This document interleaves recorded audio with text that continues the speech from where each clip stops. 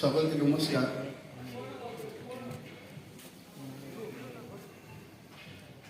চণ্ডীপাঠ শুরু করছি আমি একটু শিবচণ্ডী। এই চণ্ডীটি প্রাচীনকালে যখন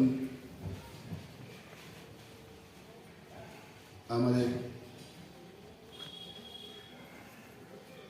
ঋষিরা দেবতারা যেই চণ্ডী আমরা পাঠ করি সেটি আবিষ্কার হয়নি, তারও বহু পূর্বে শিবচণ্ডী।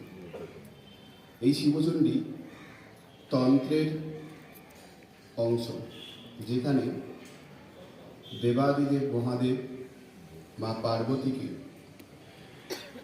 চণ্ডীর বর্ণনা দিচ্ছেন।